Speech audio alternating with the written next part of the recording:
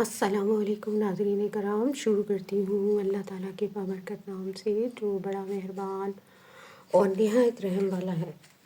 ام حکیم بنت حارث جو اکرمہ بن ابی جہل رضی اللہ تعالیٰ عنہ کی بیوی تھیں اور کفار کی طرف سے احد کی لڑائی میں بھی شریک ہوئی تھیں، جب مکہ مکرمہ فتح ہو گیا تو مسلمان ہو گئیں۔ خاوند سے بہت زیادہ محبت تھی، مگر وہ اپنے باپ کے اثر کی وجہ سے مسلمان نہیں ہوئے تھے، اور جب مکہ فتح ہو گیا تو یمن بھاگ گئے۔ انہوں نے حضور صلی اللہ علیہ وآلہ وسلم سے اپنے خاوند کے لیے امن چاہا اور خود یمن پہنچی۔ خاوند کو بڑی مشکل سے واپس آنے پر راضی کیا اور کہا کہ محمد صلی اللہ علیہ وآلہ وسلم کی تلوار سے ان کے دامن ہی میں پناہ مل سکتی ہے، تم میرے ساتھ چلو۔ وہ مدینہ طیبہ واپس آ کر مسلمان ہوئے اور دونوں میاں بیوی خوش و خرم رہنے لگے۔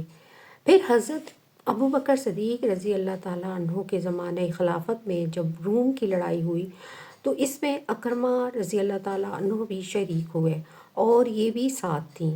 حضرت اکرمہ رضی اللہ تعالیٰ عنہ شہید ہو گئے تو خالد بن سعید رضی اللہ تعالیٰ عنہ نے ان سے نکاح کر لیا، اور اسی سفر میں مرجع السفر ایک جگہ کا نام ہے، وہاں رخصتی کا ارادہ کیا۔ بیوی نے کہا ابھی دشمنوں کا جھمگھٹا ہے، اس کو نمٹنے دیجیے۔ خاوند نے کہا کہ مجھے اس معرکے میں اپنے شہید ہونے کا یقین ہے۔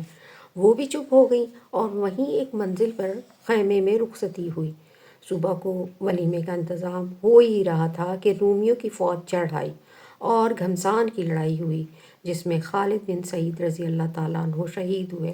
ام حکیم رضی اللہ تعالیٰ عنہ نے اس خیمے کو اکھاڑا جس میں رات گزری تھی اور اپنا سب سامان باندھا اور خیمے کا کھونٹا لے کر خود بھی مقابلہ کیا اور 7 آدمیوں کو تن تنہا قتل کیا۔